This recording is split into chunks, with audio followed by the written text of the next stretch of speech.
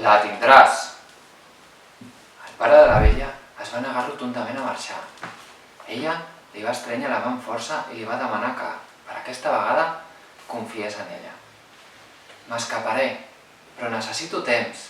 Si en 2 setmanes no m'he tornat, torna'm a ajudar, li va dir la vella al seu pare. Quan es van quedar sols, la bèstia va conduir la vella fins a una habitació enorme. La jove va anar observant cada passadís que recorrien, cada finestra, cada porta, intentant buscar la millor manera de fugir d'allà. No seria fàcil. Hi havia reixes i panys per tot arreu.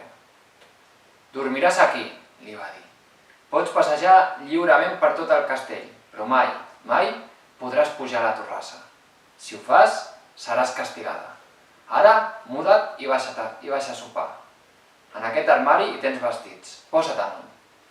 «No penso mudar-me, i encara menys baixar a sopar», va contestar la vella. «No vull compartir taula amb algú que em té retinguda. M'amenaça i em tracta tan malament com tu». «Ah, no? Doncs si no menges amb mi, no menjaràs mai!», va cridar la bèstia i va marxar clavant un sorollós cop de porta. «Així ho veurem», va murmurar la vella. La vella va esperar que s'adormís la bèstia. Va obrir sigil·losament la porta de la seva habitació. Va baixar l'escalinata, va recórrer llargs passadissos i grans salons, fins que per fi va trobar una porta de fusta que semblava la de la cuina. I en definitiva era la cuina.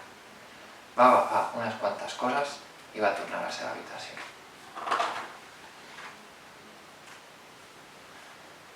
Els dies transcorrien sempre de la mateixa manera. Cada nit es repetia la mateixa història. La bèstia intentava que la vella baixés a sopar. Ella s'hi negava.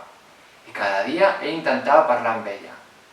Però aquestes eren les úniques paraules que sentia de la vella.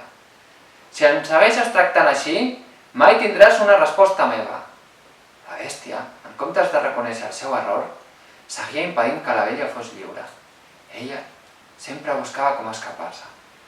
Però ell tancava amb pany i clau portes i finestres. La vella s'enfilava per alts murs, que no portaven enlloc.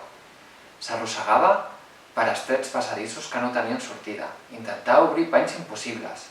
No es cansava mai d'intentar-ho. «Em tindràs tancada, però no hi ha barrera ni forrellat que pugui posar a la meva llibertat de la meva ment». Un dia, quan s'anava a vestir, la vella va comprovar que tenia la roba completament destrossada. Els seus intents de fugida s'havien anat reflectint en les peces en forma de forats, descosits i esquinçaments. Va obrir l'armari i va escollir un dels vestits que hi havia penjats. Silenciosament va abandonar la seva habitació. No volia que la bèstia la veiés amb un dels seus vestits per res del món. Per ell seria un triomf.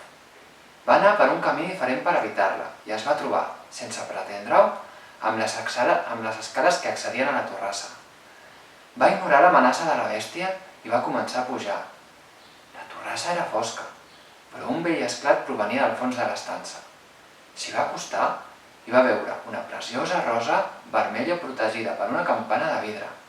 La va aixecar i, quan l'anava a tocar, de la foscor va sorgir la bèstia.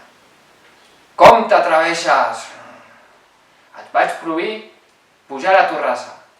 Has traït la meva confiança. No entenc com has pogut fer. Tens tot el castell per passejar-hi, tot un armari ple de vestits bonics, no has de treballar per menjar i tot i així em desobeeixes. M'odies, quan m'hauries d'estimar per tot el que faig per tu». La vella no sabia per on començar. «Em retenen en contra de la meva voluntat. No em deixes menjar si no és amb tu. Em crides, m'humilies i em castigues. Només penso a fugir d'aquí i qualsevol dia ho aconseguiré». «No em pots deixar, vella. Tot això ho faig per amor». «Amor? Tu tens unes formes molt estranyes d'estimar». «M'has d'estimar. És l'única forma de trencar l'encanteri». Llavors la bèstia va relatar la història de la vella fatillera i de com només l'amor veritable podria tornar-li l'aspecte original. «Mai trobaràs l'amor veritable», va sentenciar la vella. «Ho dius pel meu aspecte, oi? Soc repulsiu. Encara que fossis el príncep més ben plantat del món, ningú es podria enamorar de tu. El teu interior és lleig.